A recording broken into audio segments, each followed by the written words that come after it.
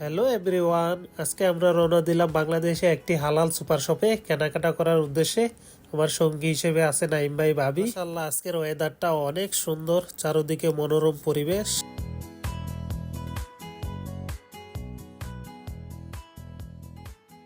অবশেষে খুব কাছাকাছি চলে আসছি। ভেতরে প্রবেশ করার পূর্ব মুহূর্তেই দেখা হয়ে গেল জাপানের বিখ্যাত ব্লগার জান্নাতুল মাওয়া আপুর সাথে।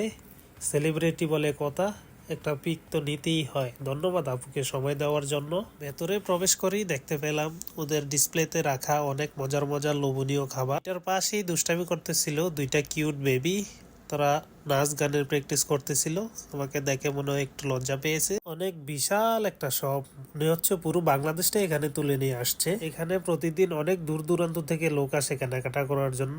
এখানে প্রায় বাংলাদেশের প্রতিটি প্রজাতির মাছই পাওয়া যায়। রুই, কই, মলা, ডেলা, জাগুর, মাগুর, লাল মরিচ, কাঁচামরিচ, ধনেপাতা, সাথে আছে লেবু পাতা, সবই পাওয়া যায় এখানে।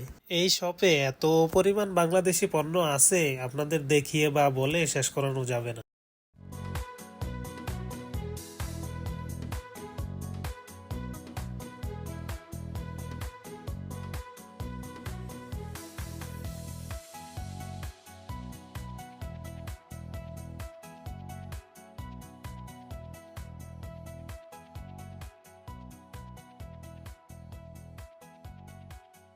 বাঙালি আর মিষ্টি, এ দুটোকে আলাদা ভাবাই যায় না। এই দোকানে রয়েছে অনেক প্রকার মিষ্টি, আপনি নিয়ে যেতে পারেন। ওরে বাবা, জাপান দেখি রুটিও বানানো যায়। ওইদিকে দেখেন টোনাটুনি কেনাকাটা করে শেষ করে ফেলতেছে। যেহেতু সামনে রমজান মাস, তাই আমাদের কেনাকাটা রমজানকে ঘিরেই।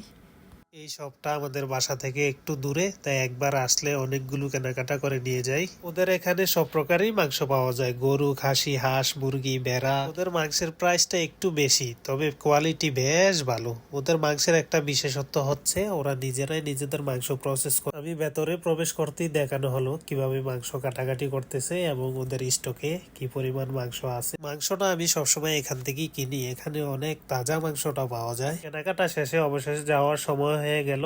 আমার নতুন পেজটাকে সবাই লাইক, ফলো, কমেন্ট, শেয়ার করে পাশে থাকবেন। ধন্যবাদ সবাইকে। আবারও দেখা হবে কোনো একদিন, কোনো এক শপে, কোনো এক বিশেষ জায়গায়। আল্লাহ হাফেজ।